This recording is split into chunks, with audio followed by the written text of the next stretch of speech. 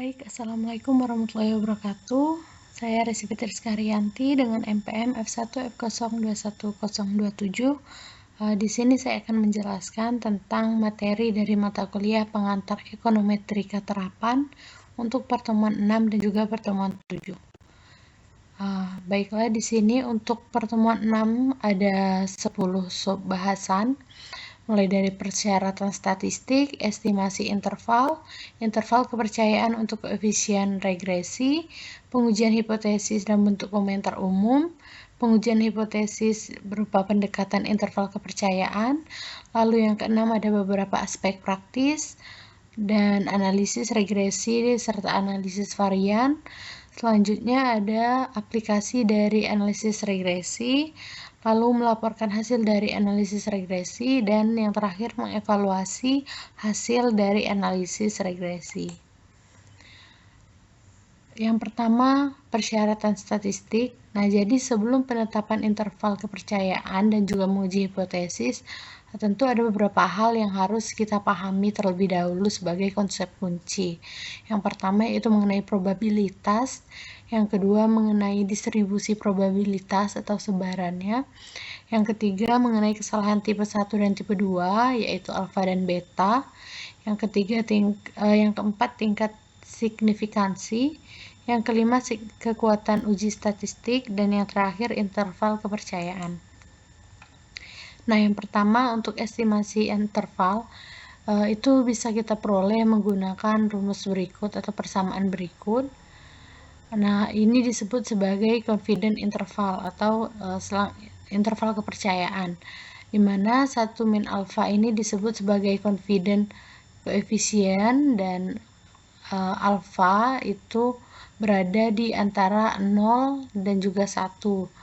Nah, ini disebut sebagai level signifikansi. Nah, ada beberapa aspek penting dalam estimasi interval. Yang pertama, jangan mengatakan bahwa probabilitas beta 2 itu berada dalam interval 1 min alfa, tetapi sebutkan bahwa probabilitas ini menemukan interval yang di dalamnya berisi beta 2 adalah 1 min alfa. Yang kedua, interval ini merupakan random interval atau interval acak. Yang ketiga, karena confidence intervalnya itu acak atau random, maka dalam pengulangan pengambilan sampelnya itu 1 min alfa interval yang kita hasilkan akan berisi dengan nilai asli parameter populasi. Dan yang terakhir, ketika sudah diperoleh estimasi beta 2 duganya, maka interval di atas sudah tidak lagi menjadi random lagi. Oke, selanjutnya mengenai interval kepercayaan untuk koefisien regresi. Nah, yang pertama itu interval kepercayaan untuk koefisien regresi beta 1 dan beta 2. Nah, untuk beta 2-nya itu kita menggunakan persamaan berikut, di mana T sama dengan beta 2 duga dikurang dengan beta 2 dibagi dengan standar error dari beta 2 duga. Nah, ini sama seperti estimator dikurang parameter dibagi dengan estimated standard error dari estimator. Nah, maka akan didapatkan persamaan berikut, yaitu beta 2 duga dikurang beta 2 dibagi dengan sigma xi kuadrat dibagi dengan rataan duga, di mana di sini dijelaskan bahwa standar error beta 2 itu merupakan standar error yang akan diestimasi. Variabel T itu didefinisikan sebagai mengikuti distribusi T dengan derajat bebasnya itu N-2. Nah, oleh karena itu, selain menggunakan distribusi normal, maka kita dapat menggunakan distribusi T untuk membentuk interval kepercayaan untuk B2. Nah, maka didapat interval kepercayaannya sebagai berikut. Di mana nilai T-nya itu terdapat dalam pertidaksamaan ganda ini. Ini merupakan nilai yang dihasilkan dari persamaan yang berada di atas, dan T-nya itu T untuk alfa per 2 adalah nilai dari variabel yang didapatkan dari distribusi untuk tingkat kepercayaan alfa per 2 dan derajat bebas N-2. Nah, hal ini sering disebut sebagai titik kritis pada tingkat signifikansi alfa per 2. Selanjutnya untuk interval kepercayaan bagi koefisien regresi, di mana di sini kita awali dengan 100 dikali dengan 1 min alfa persen, itu akan membentuk interval kepercayaan untuk beta 1 dengan persamaan sebagai berikut, di mana beta 1 duga lebih kurang dari T alfa per 2 dengan standar error B1 duga. Persamaan ini menunjukkan bahwa rentang dari interval kepercayaan proporsional terhadap standar error dari estimator. Semakin besar standar error, maka semakin besar juga interval kepercayaannya. Hal ini berarti semakin besar standar error dari estimatornya, maka akan semakin besar ketidakpastian dalam mengestimasi nilai yang sebenarnya. Jadi dari parameter yang kita tidak ketahui tersebut, akan semakin besar ketidakpastian kita untuk menduga nilai tersebut. Maka standar error dari estimator itu sering kali dijelaskan sebagai ukuran keakuratan dari estimator. Selanjutnya, interval kepercayaan untuk koefisien regresi beta 1 dan beta 2 secara simultan itu terdapat waktu, dimisalkan ya, terdapat waktu ketika seseorang memerlukan waktu untuk membuat interval kepercayaan bersama atau joint confidence interval untuk beta 1 dan beta 2. Misalnya koefisien kepercayaannya 1 min alfa. Katakanlah 95%, berarti interval ini mengandung beta 1 dan beta 2 secara simultan karena dia signifikan. Selanjutnya untuk interval kepercayaan bagi rataan kuadrat atau theta kuadrat itu x kuadrat sama dengan n min 2 dibagi dengan nilai dugaannya dan juga nilai yang akan kita duga ya, nilai aslinya, dengan selang sebagai berikut. Selanjutnya untuk pengujian hipotesis dalam bentuk komentar umum sebagai berikut, di mana dalam bahasa statistik hipotesis dinyatakan atau dikenal sebagai hipotesis nol. Itu dilambangkan dengan simbol seperti ini, dan hipotesis nol ini biasanya dilawankan pengujiannya terhadap hipotesis alternatif yang dilambangkan dengan H1 seperti ini. Jadi untuk kriteria penolakan itu akan memiliki dua luaran, apakah H0-nya ditolak yang berarti H1 diterima, atau H0-nya diterima yang berarti H1-nya ditolak. Selanjutnya pengujian hipotesis dalam bentuk pendekatan interval kepercayaan, itu yang pertama ada one tail t-testnya, di mana step 1 itu hipotesisnya sebagai berikut, dia akan berbentuk kurang dari ataupun lebih dari karena dia satu arah ya.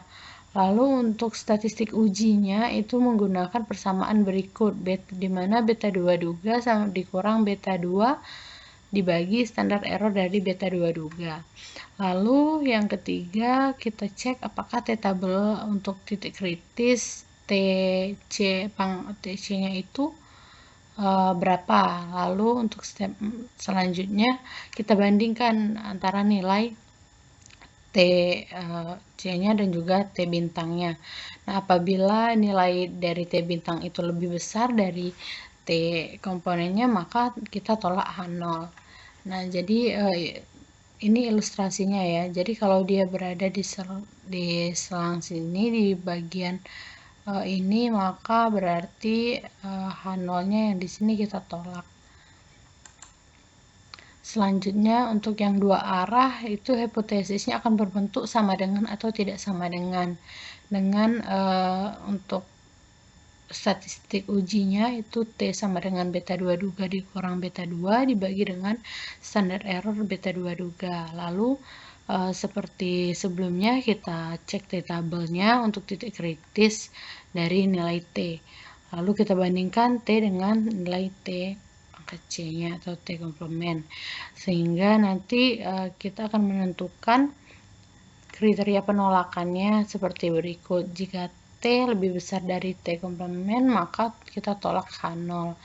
Nah, ini bagian tolak H0 dan ini juga bagian tolak H0. Berarti di sini adalah selang atau bagian nilai yang kita terima, bagian menerima H0. Apabila nilai dari T atau T-nya itu berada di sini, maka kita tolak H0, ataupun di sini itu kita juga tolak H0. Nah, ada beberapa aspek praktis, salah satunya yang pertama itu kita menyatakan menolak atau tidak dapat menolak hipotesis 0. Jangan kita menggunakan pernyataan menerima hipotesis 0. Jadi, jika kita menerima hipotesis 0, maka kita gunakan kalimat tidak dapat menolak H0. Lalu yang kedua, pada studi empiris itu hipotesis umumnya digunakan adalah H0 atau beta 2 sama dengan 0. Nah, hipotesis ini digunakan untuk melihat apakah Y-nya itu berelasi dengan X atau variabel terikatnya berelasi dengan variabel bebas.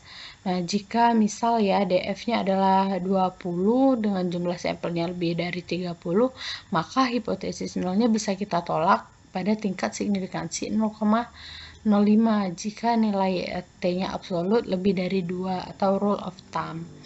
Untuk tingkat signifikansi itu pada umumnya digunakan alfa sebesar 5%. Nah, selanjutnya ada analisis regresi. Berikut beberapa model fungsi regresi. Nah, untuk fungsi regresi linear itu modelnya seperti ini dengan slope-nya beta 1 dan elastisitasnya itu beta 1 X per Y. Nah, kalau untuk logaritma atau log-log ini, model regresinya berupa ln Y sama dengan beta 0 ditambah dengan beta 1 ln X plus error. Nah, dengan slope-nya beta 1 Y per X dengan elastisitas beta 1. Jadi, linear dengan logaritma ini mereka saling berlawanan untuk slope dan elastisitasnya. Selanjutnya, untuk semilog linear log itu bentuk modelnya seperti ini, di mana Y sama dengan beta 0 ditambah beta 1 ln X plus error. Nah, dengan slope-nya beta 1 1 per X dan beta 1 elastisitasnya beta 1 1 per Y.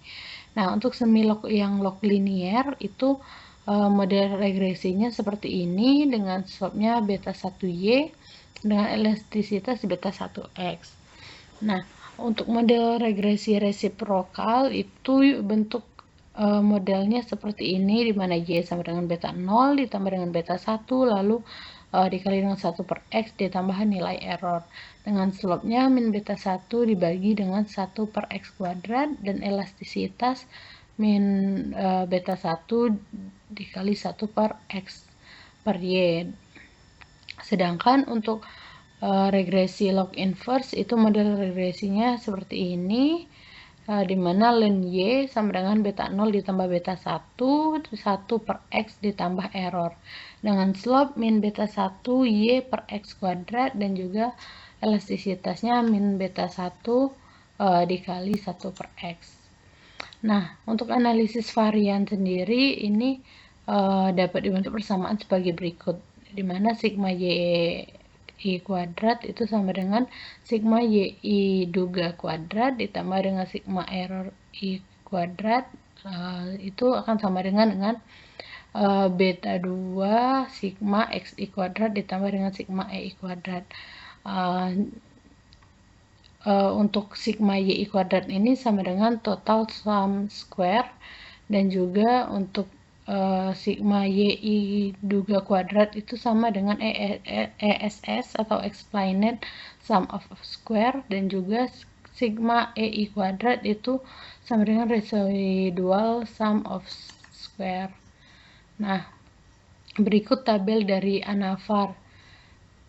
Ini sedikit ini berbeda ya dengan tabel ANOVA karena ini analisis varian. Nah, sumber variannya misal dari regresi itu jumlah kuadratnya itu sigma Y duga kuadrat sama dengan beta 2 sigma XI kuadrat dengan DF-nya itu 1 dan rata-rata kuadratnya itu menggunakan rumus ESS dibagi dengan DF sama dengan beta 2 dikali sigma XI kuadrat. Dan selanjutnya untuk kesalahan pengganggu atau RSS itu jumlah kuadratnya sigma EI kuadrat dengan nilai DF-nya itu N dikurang 2, dan untuk rata-rata kuadratnya atau MS itu menggunakan persamaan RSS dibagi DF sama dengan sigma EI kuadrat dibagi N-2 sama dengan standar SE kuadrat. Nah, untuk total jumlah kuadratnya atau TSS tadi, itu jumlah kuadratnya sigma YI kuadrat dengan DF-nya N-1. Nah, untuk nilai F-nya sendiri itu menggunakan rumus atau persamaan F sama dengan ESS dibagi dengan DF atau ini ya, rata-rata kuadrat dari regresi dibagi dengan RSS per DF atau rata-rata kuadrat dari RSS. Nah, keputusan yang diambil itu akan berpedoman dengan jika F-nya lebih besar dari F hitung, maka H0-nya akan ditolak. Sebaliknya, jika F lebih kecil dari F hitung, maka H0-nya akan diterima. Selanjutnya, aplikasi dari analisis regresi. Nah, misalkan kita terdapat kasus regresi sampel dan diperoleh model sebagai berikut. Nah, kita dapat model seperti berikut. Ini sederhana ya regresinya, di mana YI topi ini merupakan estimator dari sampel regresi yang kita pakai. Nah, diprediksi ratanya itu menggunakan persamaan berikut, yaitu Y0 duga sama dengan beta 1 duga ditambah beta 2 duga dikali dengan X0. Nah, maka akan didapat nilai ini dikali dengan ini dengan 20 itu bagian X0-nya, nilai X0-nya. Nah, maka akan didapat hasil sebagai berikut. Sedangkan untuk prediksi individualnya kita menggunakan rumus seperti ini. Jadi nanti ini akan menjadi persamaan seperti ini, yaitu T sama dengan Y0 dikurang Y0 duga dibagi standar error dari Y0 dikurang Y0 duga. Nah, di mana rumus ini akan mengikuti distribusi T. Nah, karena itu distribusi T dapat kita gunakan untuk menarik kesimpulan mengenai nilai sebenarnya, yaitu Y0. Nah, selanjutnya untuk dari kasus tadi itu kita laporkan hasil dari analisis regresinya, di mana kasus tadi itu merupakan kasus mengenai upah tingkat pendidikan. Nah, dengan nilai Y dengan persamaan model regresinya seperti ini dan standar errornya itu bernilai 0,9317 dan 0,0700, dan nilai T-nya itu 0,0154 dan 10,3428, nilai P-nya sebesar 0,987 dan 0,000. Lalu diperoleh juga untuk nilai R kuadratnya itu 0,9065 dengan DF-nya 11 dan F itunya itu 108,30. Nah, kita ingatkan bahwa semakin kecil nilai P ini, maka akan semakin kecil probabilitas untuk melakukan kesalahan jika kita menolak hipotesis 0. Selanjutnya, tahapan terakhir yaitu mengevaluasi hasil analisis regresi.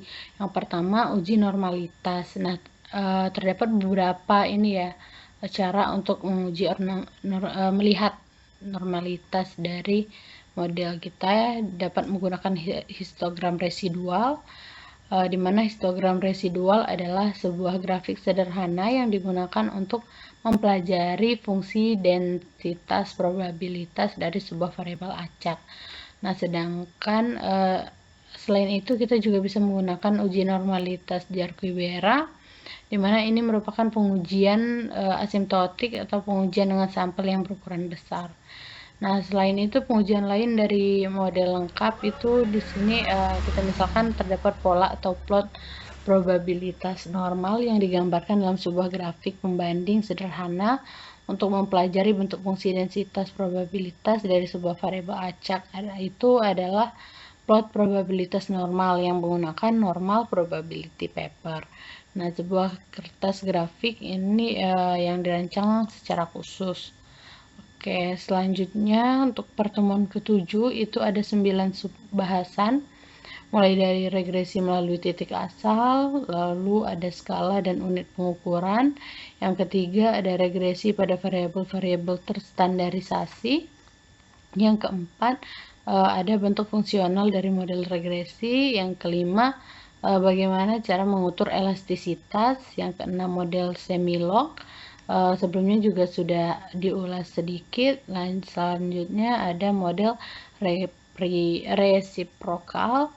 Dan yang kedelapan itu ada pemilihan bentuk fungsi. Yang terakhir, catatan dan faktor kesalahan stokastik alamiah.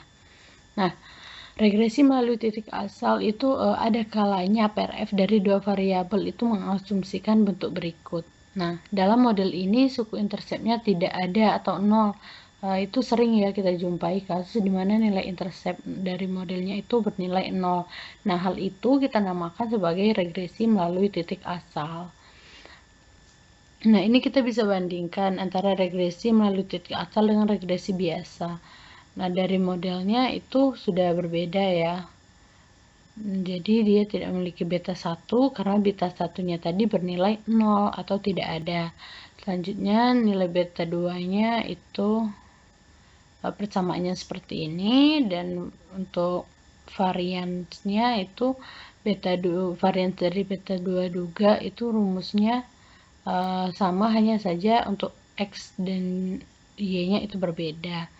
Nah, untuk regresi melalui titik asal ini akan memungkinkan R kuadratnya negatif karena sigma UI duganya itu tidak sama dengan 0.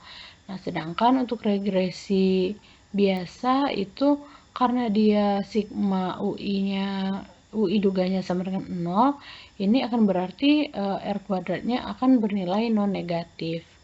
Itu salah satu perbedaan terbesarnya. Selanjutnya, untuk koefisien determinasi R kuadratnya itu menggunakan persamaan berikut dengan selang kepercayaannya itu 0 lebih kecil dari R kuadrat 0 sampai 1 ya selang kepercayaannya. Nah, hal ini tidak bisa kita bandingkan secara langsung dengan R kuadrat konvensional model. Nah, selain itu kita juga harus berhati-hati menggunakan model regresi yang memiliki intercept 0 atau regresi yang melalui titik asal. Lebih baik kita menggunakan model regresi biasa saja. Alasannya, yang pertama, jika intercept ada dalam model tetapi dia tidak signifikan atau dia bernilai 0, maka didapat model yang melalui titik origin atau regresi yang melalui titik asal tadi. Dan yang kedua itu jika faktanya terdapat intercept tetapi tetap ingin menggunakan regression yang melalui titik asal atau regresi yang melalui titik origin ini tadi, maka kita akan membuat kesalahan pada asumsi klasik regresi linear yang seperti yang sudah kita pelajari. Selanjutnya, untuk skala unit pengukuran itu ini berdasarkan model regresi secara umum itu kita dapat definisikan untuk skala unitnya seperti ini, yaitu YI bintang sama dengan W1 dikali YI, dan X bintang I itu sama dengan W2 dikali XI. Nah, dari persamaan ini kita akan memperoleh model regresi skala unit yang memiliki skala unit pengukurannya. Nah, maka kita perlu mengetahui hubungan keduanya antara regresi secara umum dan juga regresi yang memiliki skala dan unit pengukuran. Nah, untuk mengetahui hubungan keduanya, kita bisa mengikuti beberapa persyaratan berikut. Yang pertama itu beta 1 duga dan beta 1 duga bintangnya, dan juga kita bandingkan semuanya sampai ke Rx kuadrat dan juga Rx bintang Y bintang kuadratnya.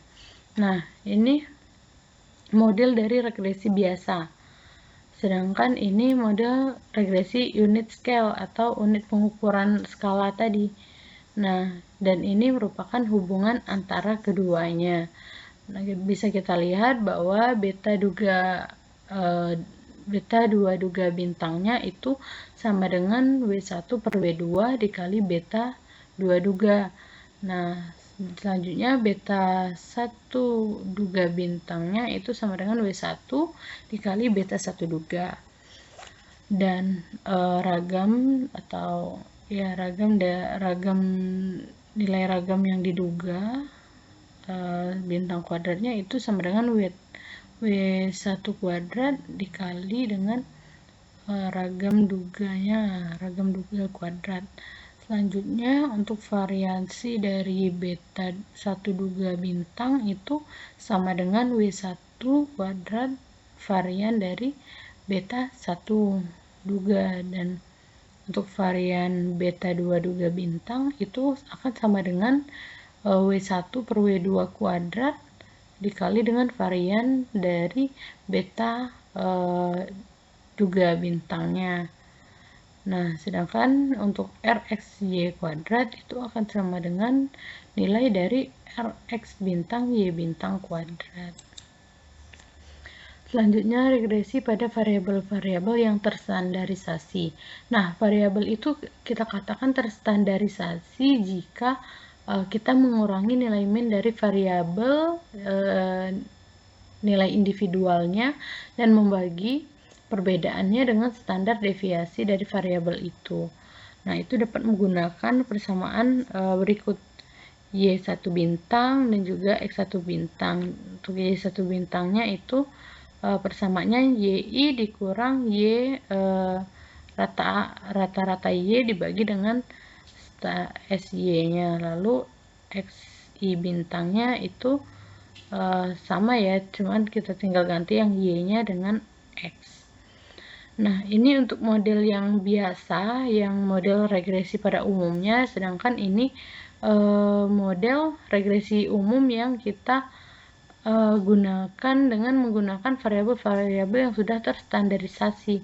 Maka dia akan membentuk model seperti ini. Dia akan berubah dari model regresi umum ini menjadi regresi dengan variabel yang terstandarisasi tadi.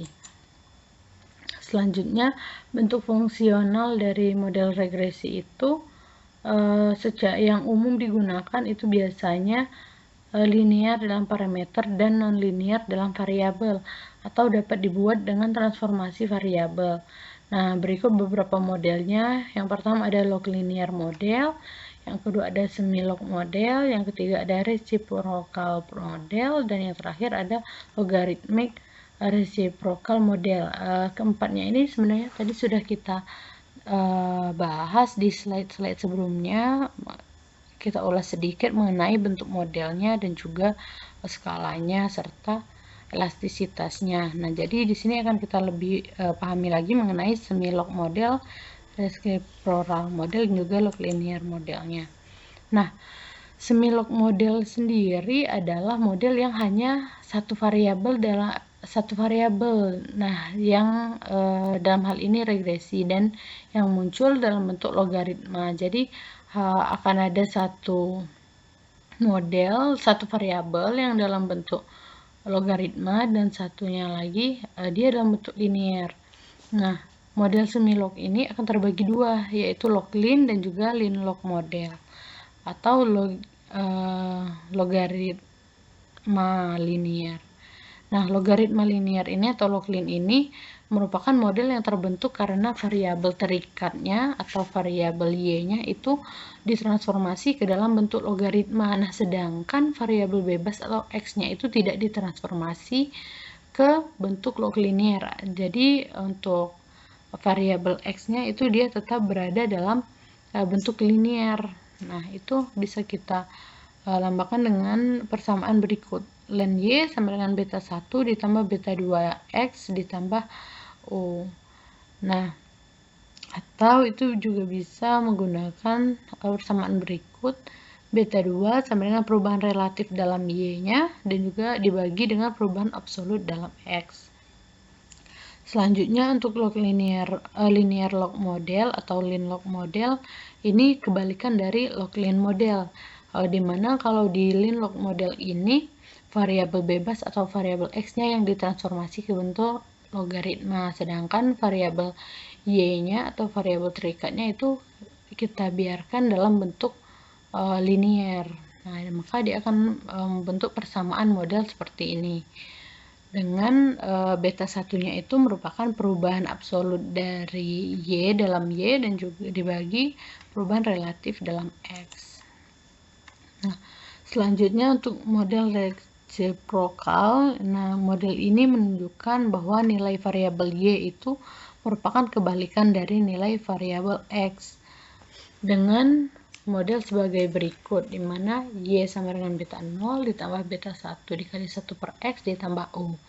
Nah, jika X-nya itu sangat besar, maka rata-rata nilai Y-nya itu akan semakin mendekati beta 0. Nah, itu bisa kita lihat dari ilustrasi gambar berikut. Nah, jika Y-nya itu semakin sangat besar, maka dia akan mendekati beta 0.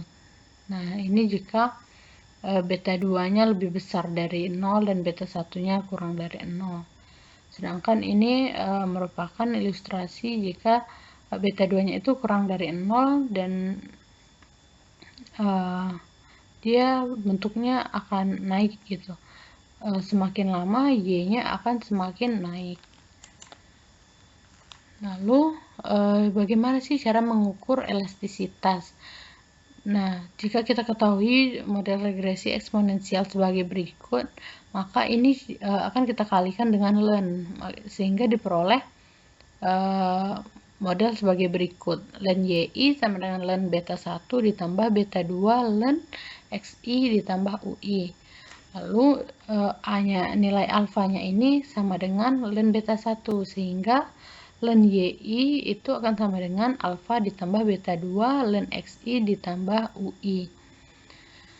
Nah, dari sini itu akan bisa membentuk persamaan berikut, di mana YI bintangnya ini sama dengan ln YI dan juga XI bintangnya itu sama dengan ln XI.